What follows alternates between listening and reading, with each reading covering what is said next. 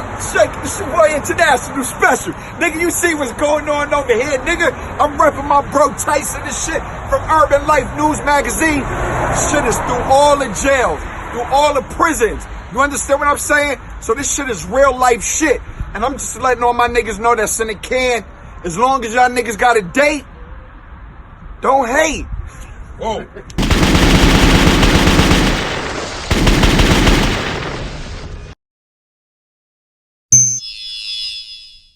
Peace, peace, peace. It's your boy Tyson from Urban Life News Magazine, the general of the paperwork good movement. Today we have what I consider a very, very special guest. This is going to be one hell of an interview. Not really an interview, just a conversation. I don't like really interviews. We're just having a conversation because I feel through the course of conversation, more information and knowledge comes out, and the people who are watching and reading can relate to the information a little bit more. We got the brother, S.O.U.L B. Peace. How you doing, brother? Salute my people. You know I'm here with my brother Tyson, man. Me and this guy, we like just clicked. You know, I guess because of, you know, just the meeting of the minds. Yeah, yeah. And, you know, our conversation is above and beyond just the surface of what's going on today and it's not a job. This ain't no job. We not at work. No, we ain't at work. We just two black men building. Yeah, we just building. Building. That's right? just building. That's a fact. And in the process of building, we're going to touch on a lot of things. You know what I'm saying? I first came into the awareness of you was, of course, my God brother. Shout out to James. I said I was going to shout him out, and I definitely got to shout him out. Shout out to James, my God brother. He told me about your interview on Queen's Flip. Yes. While I was cutting his son hair. You know what I'm saying? We have a private barbershop. And he said, yo, you heard the brother S.O.U.L B? I was like, S.O.U.L B? You know? Who that? Because I don't like to not be in the loop with for the lack of a better description, street knowledge. You know what I'm saying? Yes, and when I say street knowledge, because Urban Life News Magazine is a hip-hop street culture-based publication, but the best of both worlds on a higher level. It's about valuing our own culture. You know what I'm saying? And so he put me on to you, and I watched it, and I was blown away. The reason why I was blown away, because of the historical perspective that you are able to put on the organization, formerly known as the BLOODS. The BLOODS, yeah. You know what I'm saying? BLOODS. Yeah, because before that interview, being in prison for a combination of 16 years, I heard bits and pieces from key players about what took place and how it started. I was actually in Downstate Correctional Facility in Cadre in 1993. When a lot of the young dudes started coming from the island and bringing the Blood organization into the mountains. Yes. Because a lot of times they couldn't go to different jails, so they was being sent to one complex where all the brothers is at. Yes. You know what I'm saying? If I'm saying that correctly. No, that's correct. Because between that period of time, 93 to 96, 1996 is when the first, what we deem pound, the pound is when individuals who are affiliated could rest assured that they were safe. Okay. And that was at Sing Sing Correctional Facility. But you're right, prior to that, brothers who were coming up, and if they was banging and slanging instead of ducking and tucking, they couldn't live nowhere in the state. Although they already solidified themselves on Rikers Island, but the Latin Kings and the Nietas had the state. Because there was a different element, and if you was blood at that time, and if you wasn't getting busy, then it was safe to say that you was ducking. Actual fact. Why is that? It's because, you see, what I've come to realize, and this is with anybody, this ain't just with, you know, some individuals are trained to deal one-on-one. You're great one-on-one. But now if it comes 3-on-1, you're not prepared for 3-on-1 and you may fold. Not saying a different type of fear comes in. 3 against 1. You feel me? And at that given time, in the state, it was like that, 5-1. So if you came out and you said that you was blood and you wasn't prepared for the aftermath, because it wasn't no fair ones with those guys. One of us, 10 of them. That's why we built the persona to be militant, to recognize before it happened, react. That's when the slogan came into existence. I'm not saying this is the first time we heard the slogan, but they was basically saying, let me get a fair one. Where they do that at? No fair ones. No, see, right? Because they wasn't afraid to say, we don't do that. No. We destroying you, or it ain't no beef. Yes, because now remind you, they never gave fair ones. Even before the Bloods came. They always was grouped, and we know our Latino brothers, some of them, yes, but in majority in how they think collectively, they move collectively, because they understand the fact that unity is our strength. Okay. We're going to try to touch on a lot of things, but the thing that I want to touch on first, and then we're going to touch on this, and we're going to jump at. We're going to be all over the place, right? Because gymnastics, yes, man, you know. Because it's the thing that everybody's waiting to hear your expose on. Yes. The big homie of the big homies, the real big homies. That shit caused a lot of stir. I don't know why, but because you can say whatever you want to say. Like, you have the right to speak about your perspective and your experiences in this game as you please, as long as it's historically sound. Yes. Because when you're giving out information and you're making a stance to say this is what it is, the information that you give out, it should be historically sound. Reaffirm. Yes. It's like your paperwork. Yes. Right? Yes. You need to be able to prove yes. if you're good or not. Yes. No. So, I'm sorry, I didn't mean to cut you off, but you are the big homies. I'm the big homie of the real big homies. What does that mean? This is what that means. Prior to the establishment of Bloods, all the homies that became big homies, yes, sir. I was their big homie. Meaning, I was the individual when they came in that my name was in lights. I was putting it in. I was a very knowledgeable brother, being a renegade guard at that time. Okay. Because you got to remember, the foundation of Bloods, many of the big homies were once a part of the nation of gods and earth.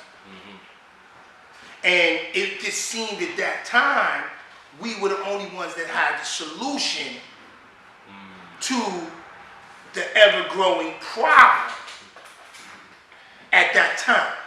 Yes, sir. You feel me? Yes. And even with the gods, because many of the gods have said, well, if you're 85%, then you're not 5%. my A-Life. responsibility. Okay, pardon me. You feel me? Yeah. This is just the God's mentality. If you ain't willing to get knowledge yourself, and you ain't a part of the 5%, they don't feel that you were their responsibility. You don't feel I'm guard body. Yes. Right? By training. Yes. So if you're not guard body, then I concur. You're not our responsibility. You're not a part of our jurisdiction. Yes. You didn't take an oath. Yes. Right? And the way the oath goes is not important, but you Yes. didn't formally sign up and say that this is your new way of life. Yes. You didn't join the brotherhood. It's Yes. it's like every other fraternal organization. So if you're not a Mason, or if you're not a Kappa Phi Theta, or however you say that shit, then you're not my responsibility because you're a regular civilian. Yes. And so at that given time, like I said before, I came down from up north. What year is this we're talking This about? is 91, 1992. Okay. Bloods were not in existence at this time. Okay.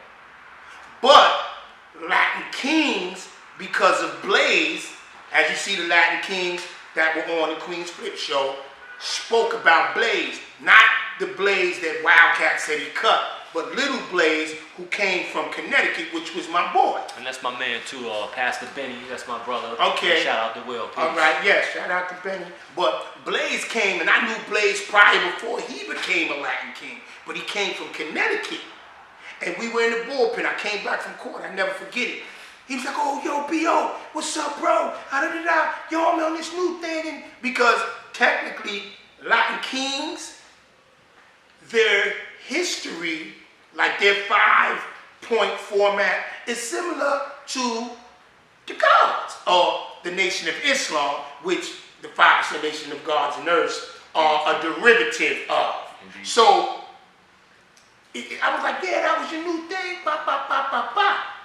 Okay, cool. Like about a month later, I came in contact when, as I explained, I got cut. Okay. I got cut as mistaken identity. So although individuals are saying, oh, he got cut because he was a dope, never sniffed dope in my life. Okay. You feel me? And you know what's funny? I heard that. I wasn't even Yes, going to ask but- you about that because it's really none of my business, right? We don't exploit people's information. Yes. And once I built with you, how does what anybody has been through, as long as it doesn't involve snitching or messing with children, how is that important? No, but the truth of the matter, you see, because an individual made a statement and he came back later to recant the statement and apologize. Okay, so strategically, those statements is designed to diminish the The credibility credibility of the individual. that we're talking about. Yes, it's like calling somebody a homo, rapo, a rat. So we try to use anything so if we can minimize your credibility as a person, Yes. then what you say don't necessarily have to be true. Yes. You know, but So you're not a dope fiend. no, at all. Never touched the needle, never touched the bag in my life. This happened over, as I said, you know, when you're in an organization, everybody looks for an establishment to instill fear. That's what these, if you historically, gangs are predicated upon instilling fear. So, two little homies of mine end up getting into it with them. Long story short, we were in the yard, C95. Those who were there, y'all know what happened. And I told my little homies to come over next to me because they felt, they were kind of scared. So I was like, come on, stand over here with me, because I knew one of the individuals, he was one of the head crowns at the time, a guy named Dominican T. Okay. And he walked over to me. He was like, yo, what's up? We talking. Now, I seen the guy come around and stand next to me, but I really didn't have no beef with these guys. So there was really no reason to be on point, although I was watching him because of the incident that happened with him. The next thing I know, I see the dude backing away from me.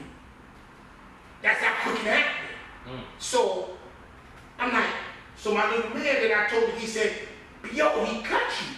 So when I put my hand to my face, it boom. You opened up. And at that time, the police was right there, and all I remember from that time, I just blanked out. And it was like a cloud of smoke. The yard went up.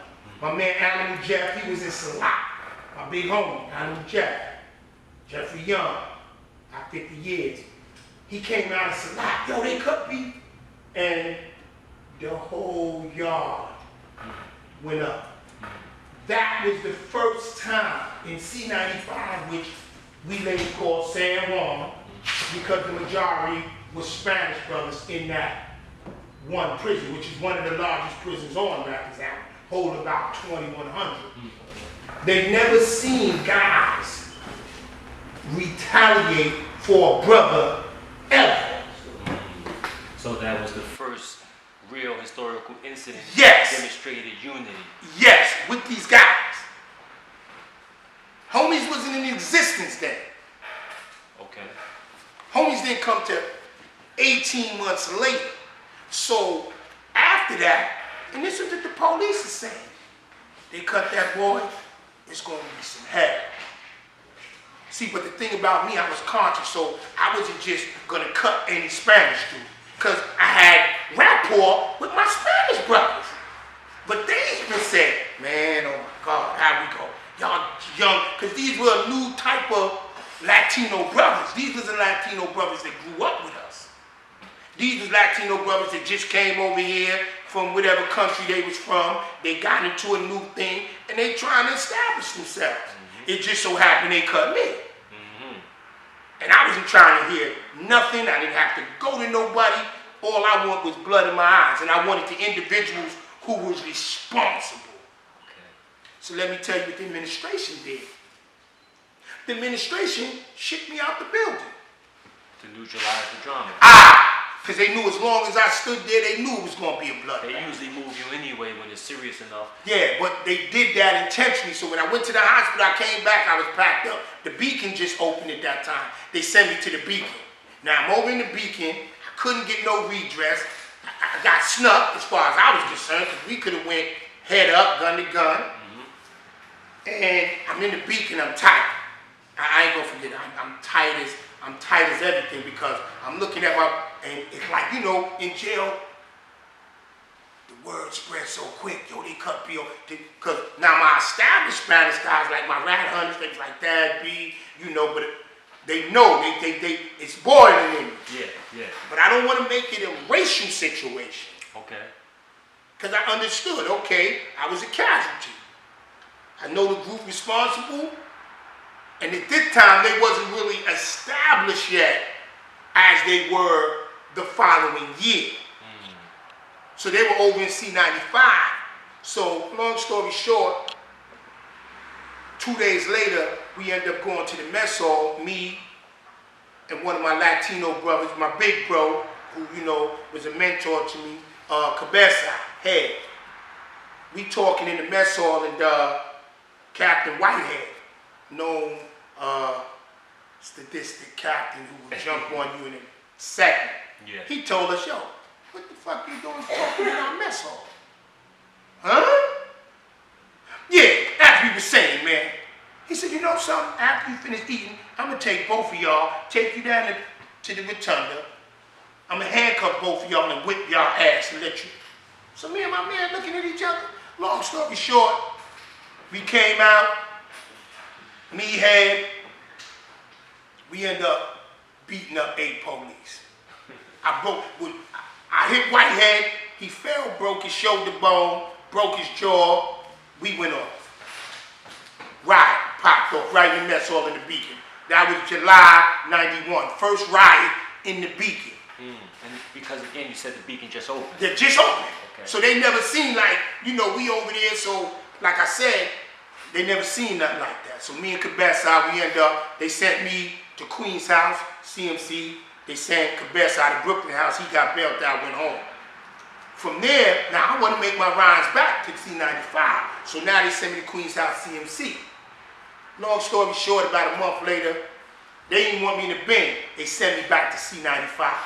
They didn't want you in the bin. They didn't want me in the bin. The bin was the box? The box. The bin is the box on Rappers Act. Okay, question. So, some of the brothers who had an interview after you said that, and I'm not saying they said it like to stir up controversy. Yeah. I'm only using it as a point of reference so that we can get some historical perspective on time and date. Yes. Right? I'm not utilizing this platform for you to be in a position to go back and forth with other brothers.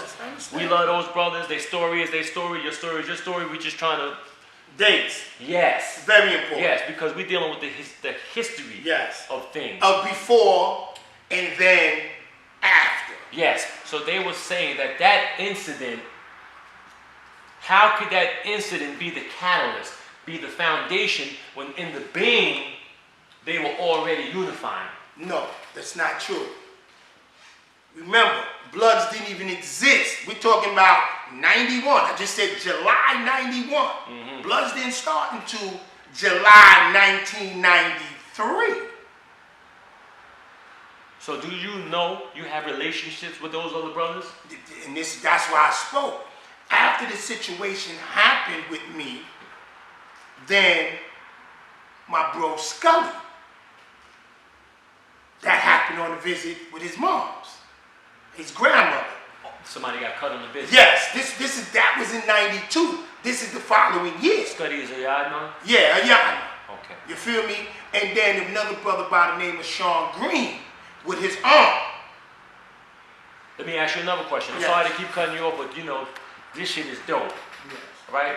For the sake of what we're talking about, when this took place, that cutting on the visit, where were those other brothers at? They weren't there.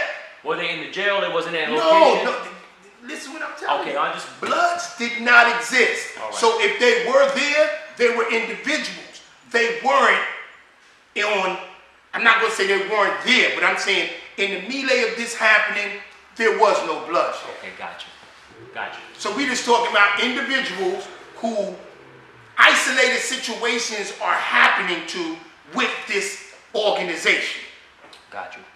So homies didn't exist. Got you. So and I guess because as I said so when I said it was the catalyst of black unity.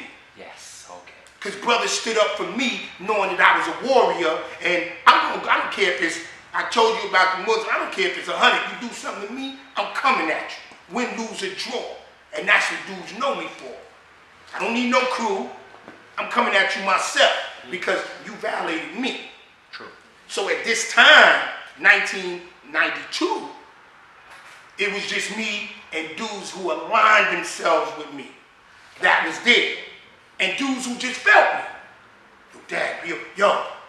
You know, it was just a reactionary thing. So that's when I said it was the catalyst because remember, when the homies formulated, the same thing was continuing where they were just arbitrarily assaulting brothers. Okay. You feel me? Yes. And it just so happened, condition and response, OG Mac was there along with other renegade guards, and they was like, yo, look what's going on. Yo, well, this is how we do it. You ever heard of this blood thing? Or whatever. Formulated. You glossed over that. You might have glossed over it for strategic purposes, but you glossed over an important part. And I don't want you to go into details Yes. if details is not important because of other things. But OG Mac, Yes. when did he come into the picture? When did he come into the picture? Okay, 1993 when he was arrested with two of his co-defendants. So from 1991 to 1992, your incident happened in 91, 92. Yeah, and then the summer May 1993, May 26, 1993. Were you still in the jail at 1993, or did you go No, upstate? I went upstate August 8th, 1992. You weren't blood yet. No, I was not blood. You was just a brother who was a part of a. You just was a I was brother. a renegade guard. Okay. I was a renegade guard. So you was up north, Yes. and then Omar came to the island in A year later. 1993. Yes. All right. And at that time, residue of the brothers that I left that know that was support me, the guards that know that I had issues with these guys, and that what was continuously happening. So it wasn't a planned thing. It was like, what works? The Muslims say, okay, well, you ain't taking your shahada. We not going to go against these guys. The guards were saying, well, until you get knowledge of yourself and, you know, self-proclaim that Allah's God, you feel me, the white man's the devil, you know, we not going to address this issue unless it has to deal with us personally. Mm-hmm. So the renegade brothers, along with him, Rudy, you have Rudy Red, who was one of the first brothers, Shah 120, you feel me, Supreme, Hollywood, may he rest in peace. These were some of, before the brothers that you seen on camera, these brothers was even before Killer Cat, before Mark Cross. But the politics that happened when we started to organize pushed them brothers out of the picture. Because everyone who starts it don't mean they end it. Okay. So that's something that I did not go into. Okay, cool. So now, the brothers that you did see, you know, many of them came from my neighborhood who watched me as they grow up, and, you know, some adapted to how I moved, you know, and they was influenced by me. They were my little homies. You feel me? And even brothers who weren't, when they came to jail and they heard of B.O. You feel me? B.O. Then they got there amongst me, they liked how my gangster was. I was sharp, I was fly, you know what I'm saying? And I was just an average guy who didn't take nothing. So now, I'm up north. Now I'm banging against them up north because I don't want to hear that. Now they starting to come up north. And That's enough, DJ. I start banging against them up north. So when the homies actually developed, there was an organization that developed in the state called, New York State, called BGF, Black Guerrilla Family, which was founded by D. Wiz from Fort Greene in 1989. Because they had a Latino organization that formulated called the Macheteros. Although we knew the Macheteros was a revolutionary organization that formulated in 1957, who had herded to the principles of Albizu Campos during the Puerto Rican Revolution with Lolita LeBron, Hector Collazo, and all of them. But these brothers in prison took the name and formulated as a prison gang. And then in 1990, they got into it with the guards, and they threw up the Puerto Rican flag and just attacked the guards.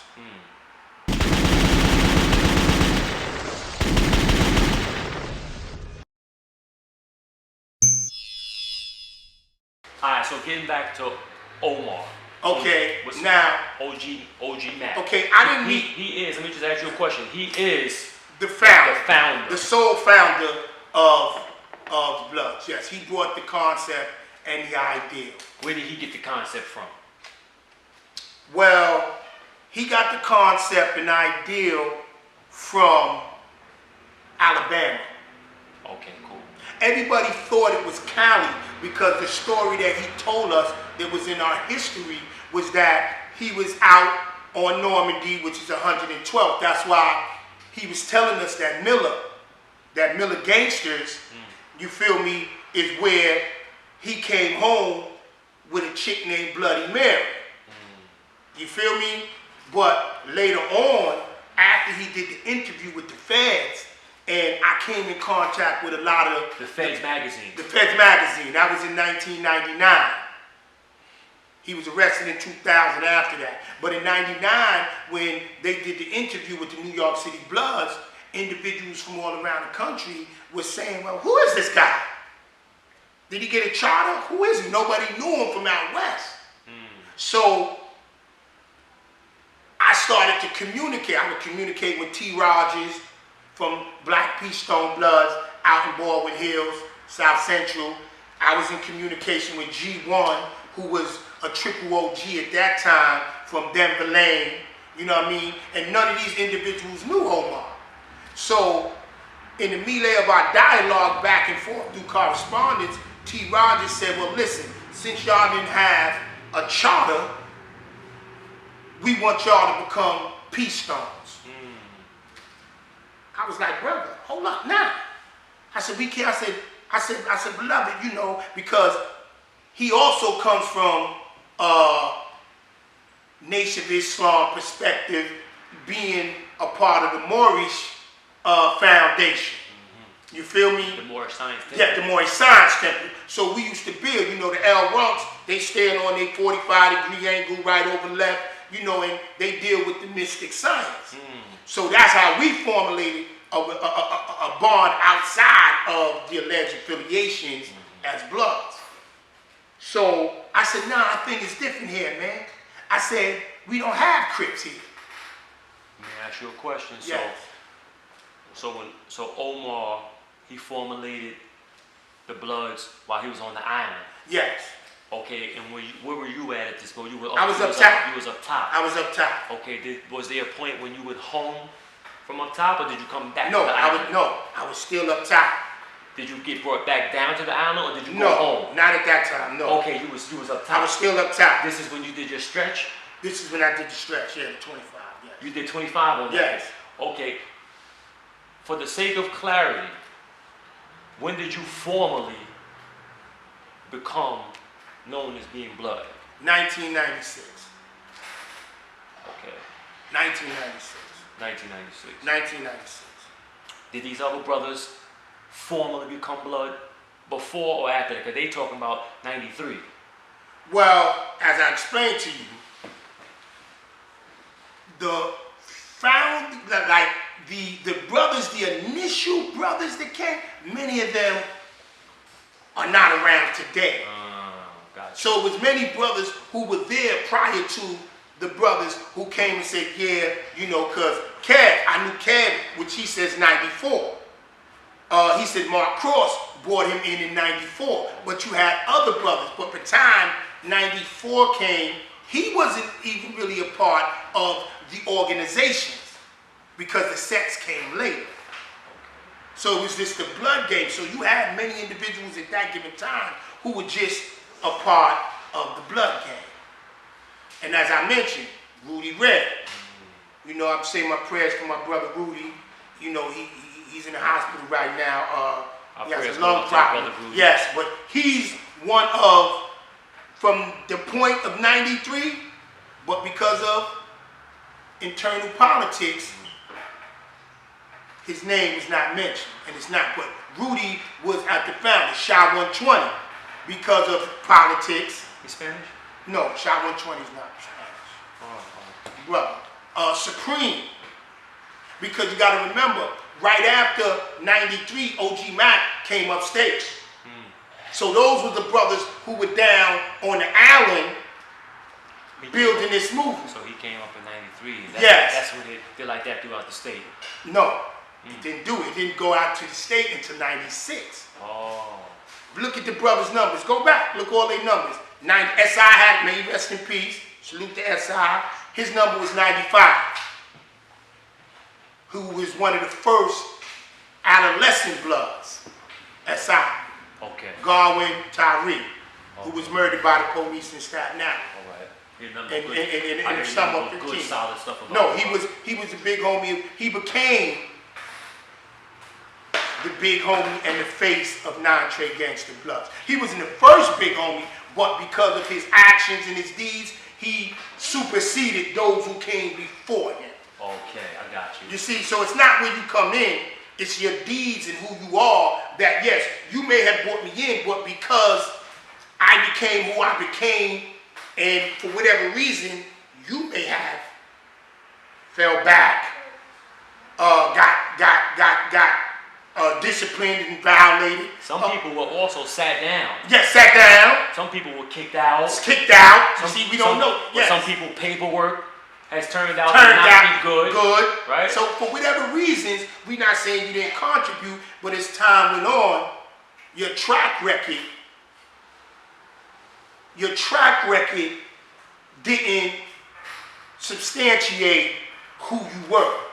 Or if it was, you know, just like rapping, you could have been the toughest gangster on the planet. Once you rap, it don't count no more.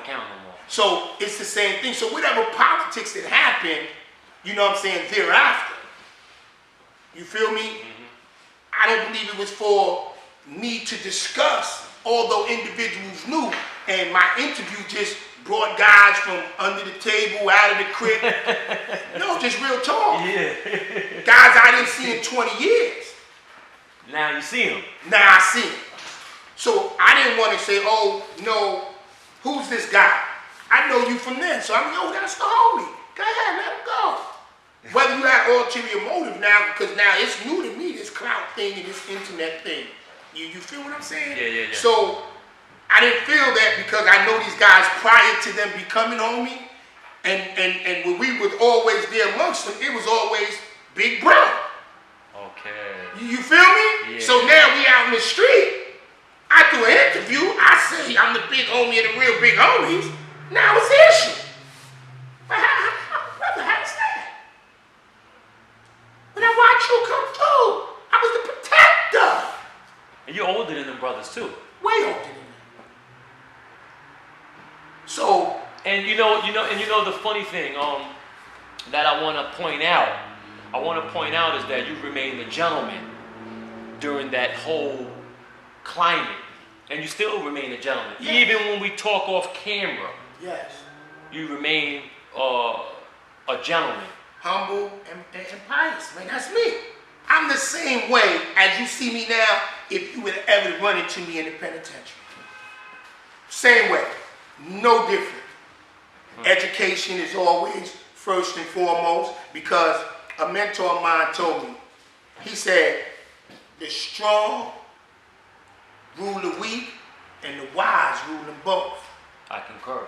So you become strong and wise, you're invincible. I don't have to show my hand, because then I'll give you a strategy to defeat me. So what you don't know can't hurt me. So you still the big homie of the real big Of course. That's always going to be, that's history. Just in closing, right? In closing with that particular point, it just was important because Yes. we needed to clear that up. I mean, people wanted to hear your insight because you never responded. I don't have to.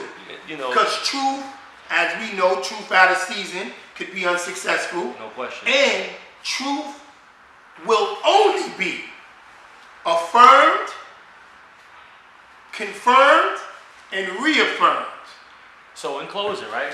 What makes you, like, because you said there are other big homies, right? Yes. And there are other influential brothers. There are other foundational members. Foundational members, in Right? fact. What makes you the big homie of the big homies? It's because prior to Rudy, I'm in contact with all these guys. Rudy, if you say, he's going to say, I can pull my phone and show you texts from him. Big bro, because I was big bro before he became who he became in the movement. The respect, Shy 120. He's from the neighborhood. I see him when he addressed me as big homie. You feel me? Hollywood, may he rest in peace. He was a comrade. We grew up together. You feel me? But the respect was there. Majesty, he went sour, so I'm not even gonna mess. But all of these dudes in our rank and file respect me for who I am and what I stood upon. You feel what I'm saying? That's dope. That's dope. My homie Black O'Macko, Robo, may he rest in peace. Even today, Live Brim, respect me. If you say, yo, what's up with S.O.U.L B? That's big, bro. Go in the feds. Watch me in the magazine, get in the feds. When it goes around, S.O.U.L B. Who you talking about, Stacey Knight? They gonna all get it. No. We sending out 20 copies to all the brothers. And because these are the brothers. Now, when you mention other names, you may not get that response that individuals on these internets and individuals portraying themselves to be. Throw names out in the street. This is just real talk. That's right. That's right. All right. So, on that note, brother, we're gonna have a little shot of some of this Hennessy, man. We're gonna take a brief intermission, Yes. and then we'll be right back. Yes, sir.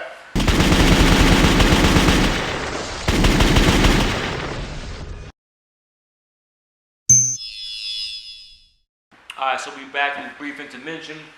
What do you say? I'm bugging out. Intermission. Intermission. What am I?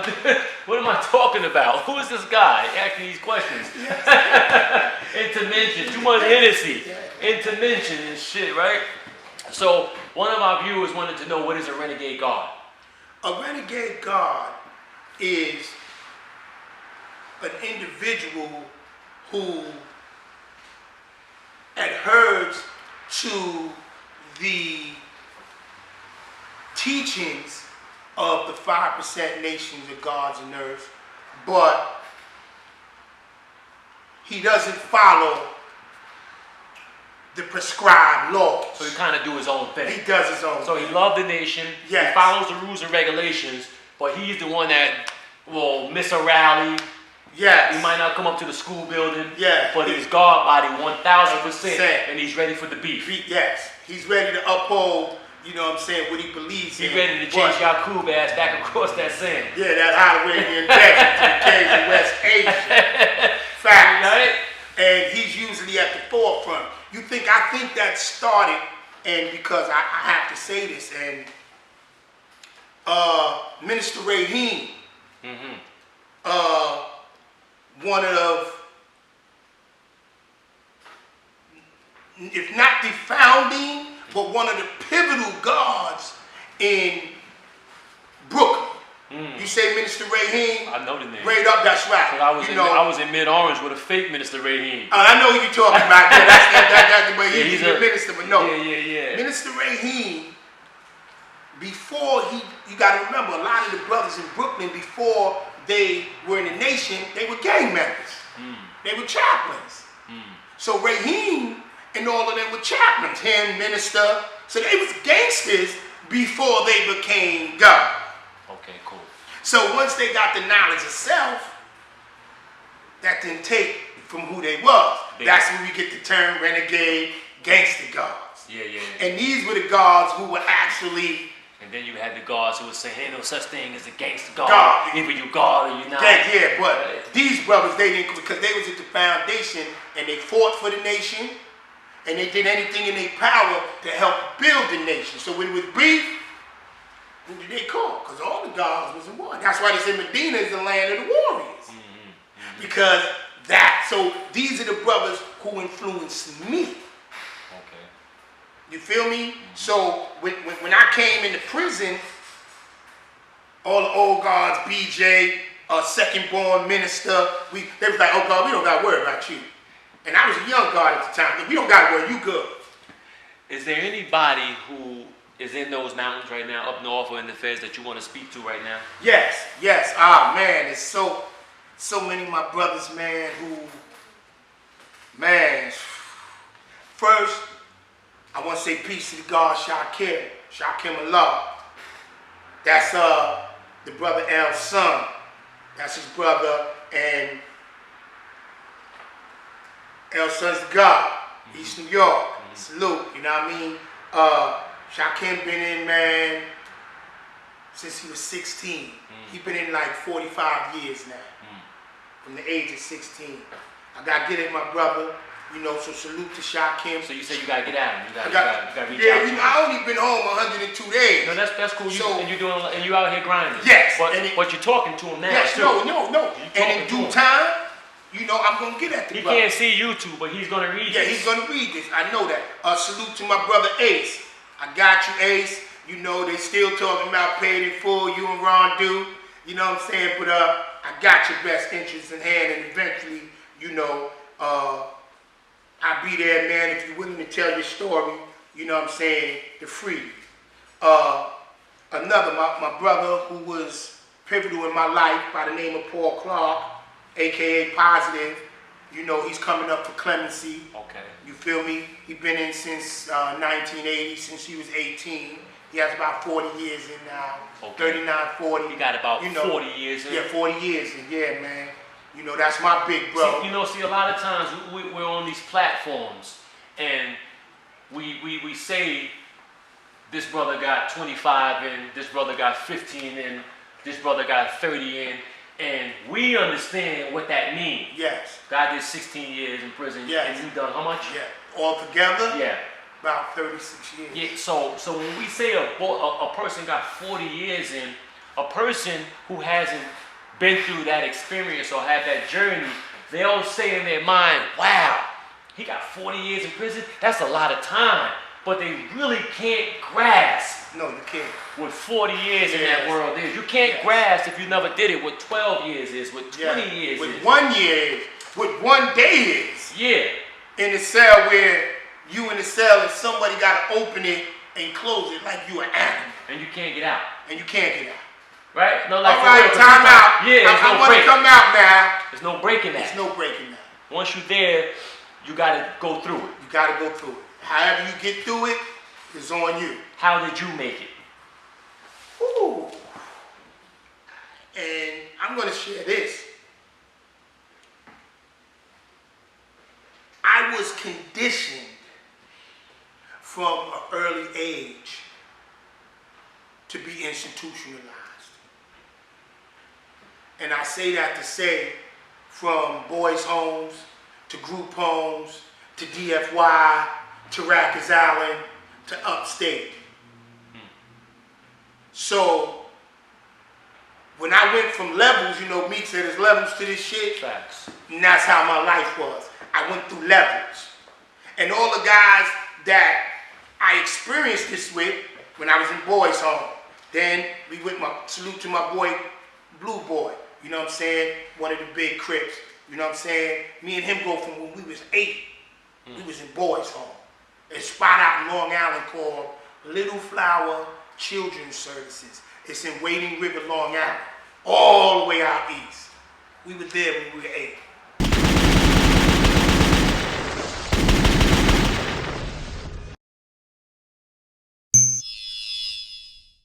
So you were talking about Blue Boy. Yeah, man, me and Blue, you know, the real Blue Boy, Louis Rosado, 83B1626. You know, we go back since we were 8 years old.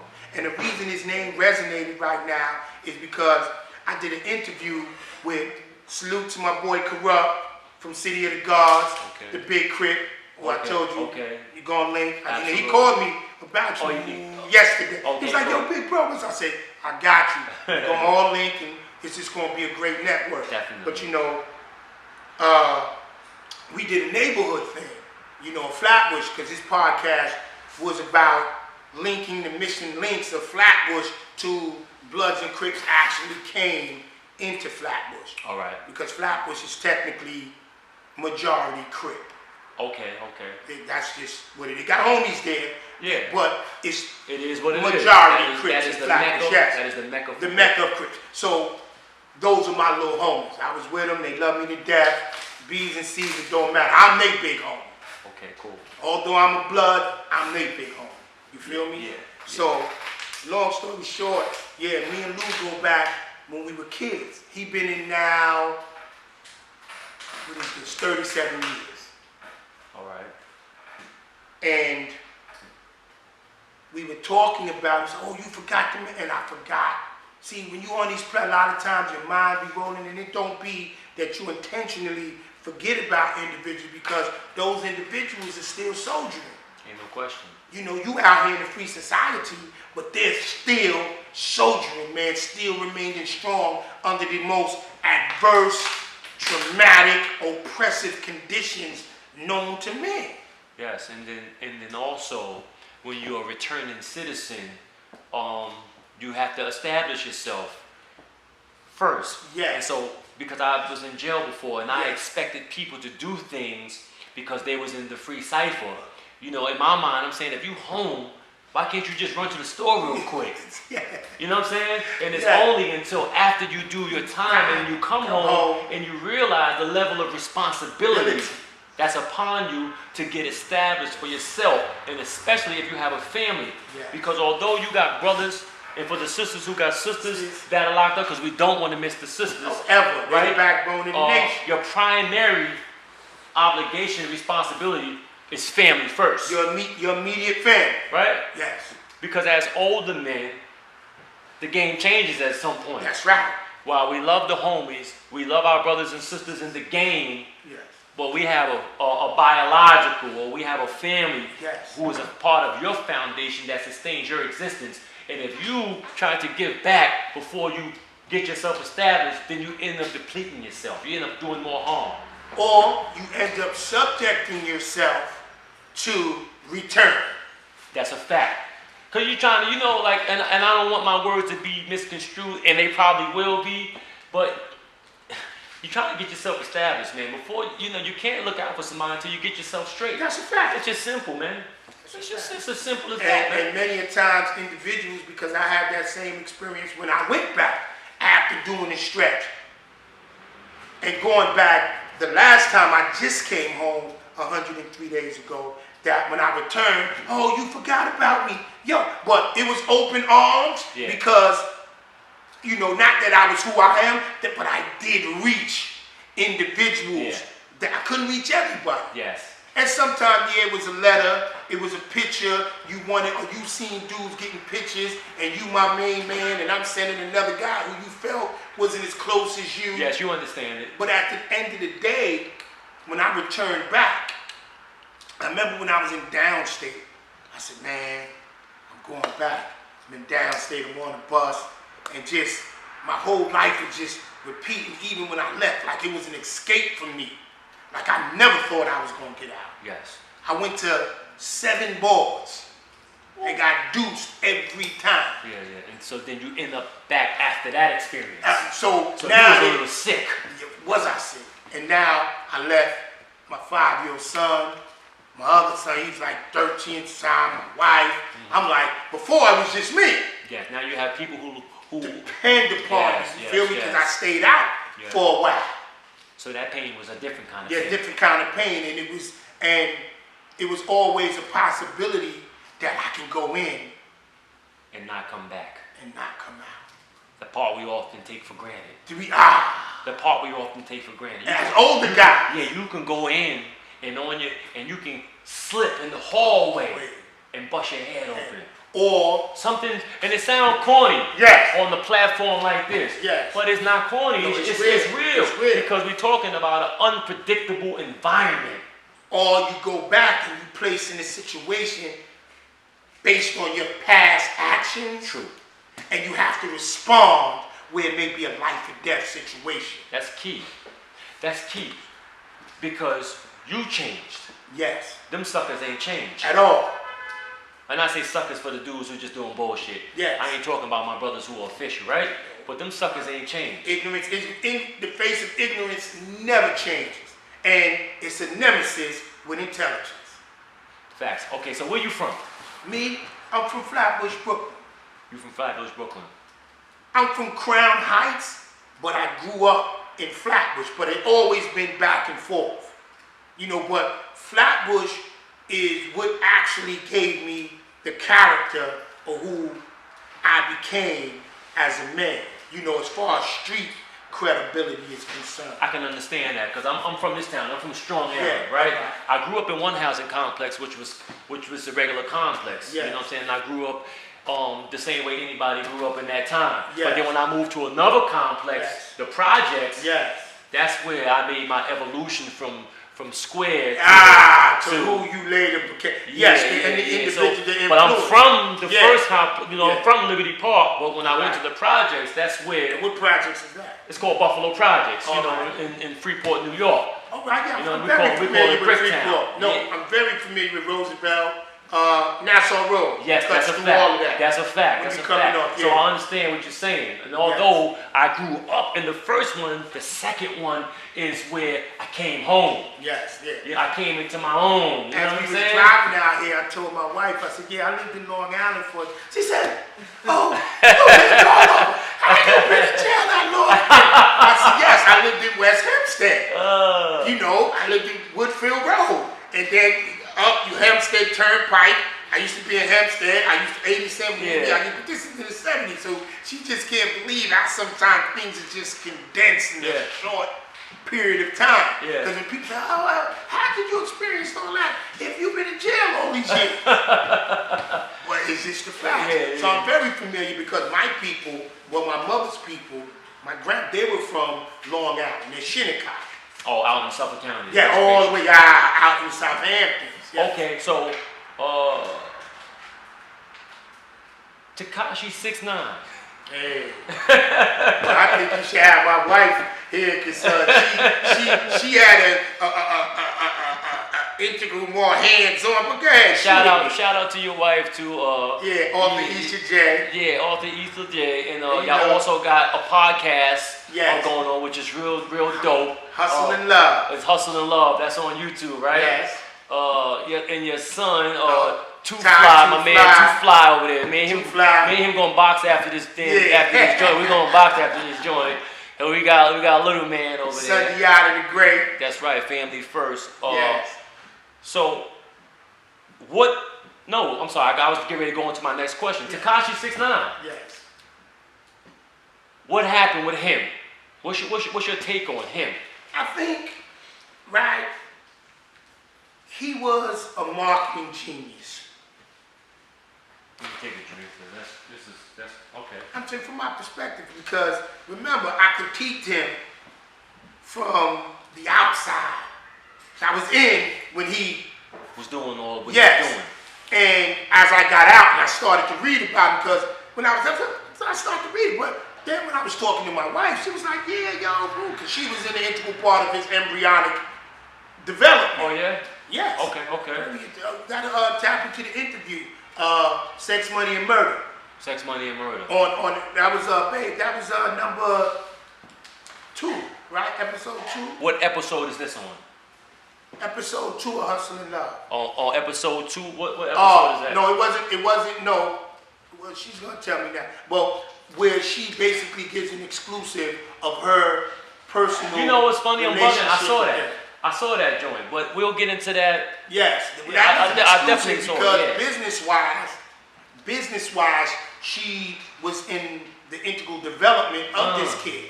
You feel me? So, but like I watched him and I looked, I said, and even to this day, because we talked about him, me and my wife talked about him, me and Corrupt on City of Gods, we talked about it, and I have a little homie named Tito Grams, and he's been in the industry about 30 some odd years, since he was 12, as a rapper and as an executive all over.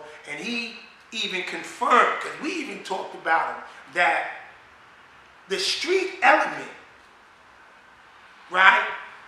And you know, B's and C's today, if you look at all these artists today, especially New York, out west, some form of fashion, they are affiliated with something. We were talking about, so when I look at this, he was missing an element. Mind you, he was doing his little thing, you know, on the internet and everything. But once he got with the BLOODS, and he did, me and my son, we argued about that, the Gummo video. Gummo video. That shot this kid like rainbow. Look, when you see a rainbow, no disrespect to our LGBTQ community, but when you see the rainbow, that's their flag. So for whatever reasons, automatically, symbolically, they're associated. Well, I don't know whether he had a direct association with his sexual preference, I don't know. But when you see the guy with rainbow hair, tattoos on his face, and he's a blood? Of course, because the tying of just because the political natures of the two different organizations can, on the surface, appear to contradict one another. That was so right. So when you see him playing with this imagery and being tough and putting guns and gang signs in the video, for a minute it made you say, "What is this?" Yeah, you have to pay attention. But it was so catchy. Yes. It was so organic and it had so much energy to it. It captured my attention. Yeah, I mean, I had really got tattooed. So it was like, so when I look at it from a business, a marketing standpoint, and I have to give it to him because at the end of the day, he had these infamous, notorious gang members doing technically a following whatever he did. So in order for him to feel comfortable like that, there had to be a mechanism, and as me and my wife agreed, the bag became the new carrot. See, a donkey wouldn't move. Put a carrot in front of him. It'll walk to his death. So the bag was the carrot. So you saying the bag was the influential aspect of it. Because the bag was the boss. Okay, yes. The bag had people doing things that they normally wouldn't do under different circumstances. Especially with somebody like him. Okay, me and you, Vince, we get a young guy. He's influenced, he's a multi-millionaire. He brings us in.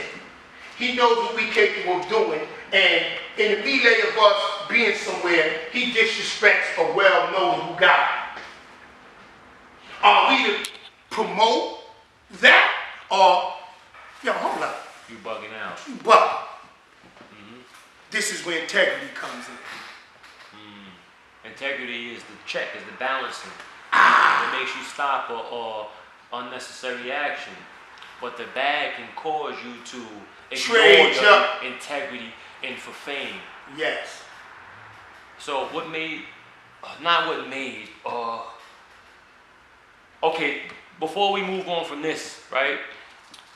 A lot of people are saying because they kidnapped him, they fucked his girl, or they may have, that they kidnapped him, they cracked him in his head a few times. The sentiment is, why should he keep it real with them? Well, I'm going to say this. I can understand that point as a civilian. So those people that are speaking from a civilian standpoint. And this is why I say, nobody really has sat down. Because you commit a criminal act doesn't really make you a criminal. Mm-hmm. Because the act could have been committed out of frustration. Out of duress, intention, stress. You didn't really sit down and say, yo, listen, I'm going to do this, and adhere to the laws or the principles or the results. Meaning, I know if I get caught, this is that, I'm remaining silent. That's why I'm in the country, but that's why murder and rape is different. Yes. See, you can be excused for murder. Yes. Because it can be an act of passion. Yes. For rape is a conscious, deliberate action. It's a sickness. Yes. It's a lustful. It's one of the things, one of those devils, those devil heads that we say in the nation that causes the fall of man. Yeah, because a murder, you can do a murder and not do it ever again. Yes. Right? It's just an isolated incident, but a rape is one of those things that it's a sickness. If you do it once, you'll do it again. Yes, yes, your passion. So that's why you have to be registered. Yeah, and it's just crazy how these individuals allowed him, unbeknownst to them, the results thereafter, which is prison time. Y'all was the fastest rising and the fastest falling record label in history. Okay, but let's get back to your sentiment of, you said, the civilian and non-civilians. Yes. So, because, people are saying, well, if that was me, I would have told too. I'm not doing 30 years for nobody. Okay, well then this is not a game for you to be in, my brother or my sister. This ain't like Monopoly. You can't take back, time out. Can I take that back? Yeah. So, being real to me, and I always said this, and matter of fact, me and my little buzzing, Diddy Bop, you know what I'm saying? We spoke about that, about placing yourself in a position, now it's time for you to be held accountable, and you want to trade your integrity in at the behest of someone else. Keeping it real is innate. When I say that, I'm saying, I just can't tell her. I just don't feel comfortable with myself when placed in a situation, whether I was there and you got away and I got caught. I'm not going to say, well, Tyson was with me. No, Tyson got away. You were there. If I didn't want to be in that situation, I shouldn't have placed myself in that situation. So it's no time out. So you can't really know who's real or who's fake until you're faced with those circumstances. And in that time, you have a choice. Oh, well, we're going to snatch your kids. We're going to snatch your mama. Oh, that's why I took. Bro, you knew what it was hitting for. I gave a scenario. And this is a big homie. Shout out to Pappy Mason. You know what I'm saying? Shout a big out to bro. Pappy. Yes. Shout out to Pappy. Another. But they snatched Pat moms and used her as a pawn. Because if you read the case, she was on the phone, she received a phone call, and she said, well, yeah, Howard said whatever you had, bring it to me. The feds knew this. They wanted Pat the fall. Snatched his mother. She was 62 at the time, Mama Mason. They went to Pat, we got your mother, what you gonna do? That's hard. Yeah, that's hard. Because it's a possibility you may be responsible for your mother's health while she in. She's already old. And Pat said, Mom, you're going to have to handle that. Nah, I'm not. His moms ended up doing 10 years. But now, they did the same thing with Cat. Took his moms. Who's Cat? Fat Cat. Fat Cat Nicholas. From Queens, from South From Queens, yes. Yes, the infamous, Fat Cat. Everybody knows Fat Cat. They took his moms and he traded his integrity. People say, oh, well, he didn't tell. Pat specifically said, because everybody believed that he told on Pappy. No. But he did tell. He told on his crew. Jughead, whoever. Because his mom, they used his mom, that he didn't say what Pat did. So it's the distinguishment when you come into these situations and how the game is played, whether you're going to hold your integrity or not. Indeed so. And that's what separates the Supremes. Shout out to Big Bro Supreme. Shout out to Print. Peace. These were guys who could have traded their integrity in to be free, but did not. A man's man. So when you get in this game and you do things like they asked me about the Troy Ave and that Stone situation. Who's snitching? Which one of them? I really don't. Anytime you do things on this camera,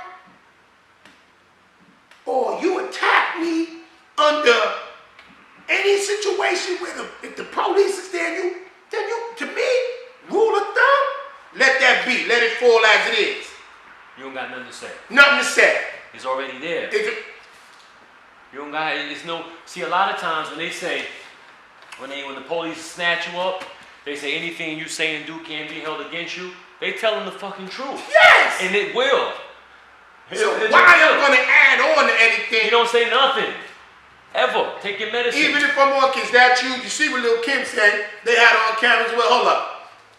Is that you? She said, huh? Is it? I can't really tell. I can't really tell. Yeah, because when you're official, you find a way. So all the other guys that got on the stand, they had the choice to plead the fifth. Because you plead the fifth so that you won't self-incriminate yourself. That's a fact. Or don't say nothing at all. Do you think that sometimes these guys think they too slick?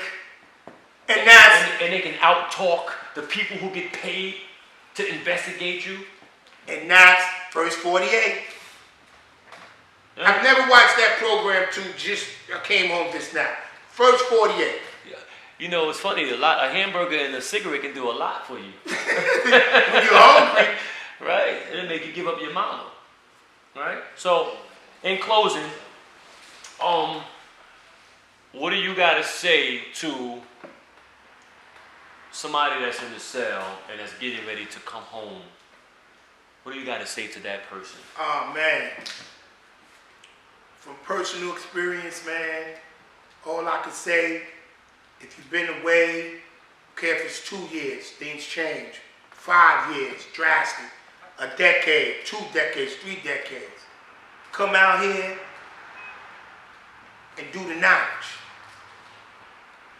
And gradually find support teams who are going to help you make a transition back into society first. Don't put no pressure on yourself. Don't allow parole to put pressure on you because you've been gone.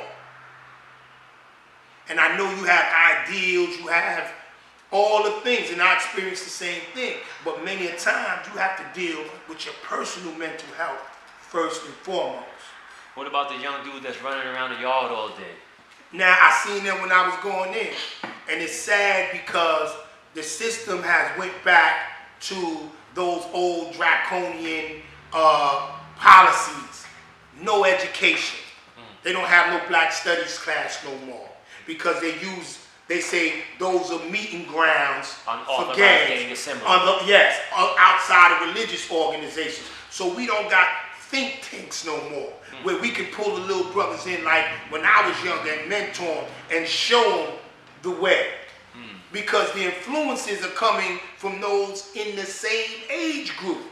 Because the older brothers have become so fearful of these young brothers that they don't even intervene no more. They don't intervene. They became that scared. Serious. And I was like, how could you be scared of yourself? That was you 30 years ago.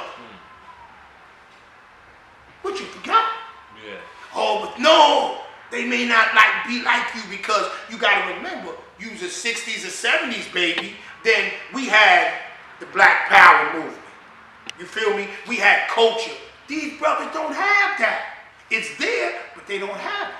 Also, can't forget him. Shout out to K.O. Smitty. That's our George Jackson of New York State. He been in 46 years. Shout out to Strong. K.O. One of the most, put it this way, I haven't met a man in my entire life that stood strictly upon principle. Win, lose, or draw. No, straight. No chaser. Black and white. He's an unsung hero of mine. You know. He's the who of New York State? He's our George Jackson. Who is George Jackson? George Jackson was a young brother who was arrested in 1960 for an armed robbery.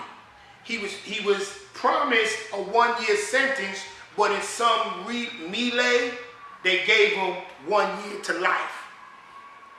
He entered the California state prison system as a renegade. He was just a renegade young boy. But the pivotal part in his life is when he went to Folsom and he ran into a revolutionary brother named Bill Christmas.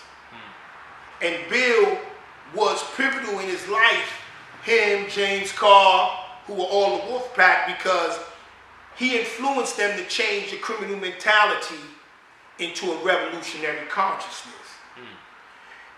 In the process of him learning from Bill Christmas, the racist statistic pigs in Folsom, because it was racial tension back in the 60s, was responsible for letting Bill out in that yard with those 2 racist white boys. He was allegedly murdered, and that was the beginning of the S.O.U.L brothers. And so he's famous for some books. He's famous for his short stories of prison reform as he experienced solitary confinement. And what were the name of his 2 wild?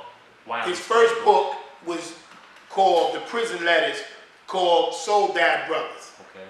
You know, S.O.U.L brother, George Jackson, The Prison Letters of George Jackson, which was letters that he was writing while he was experiencing solitary confinement.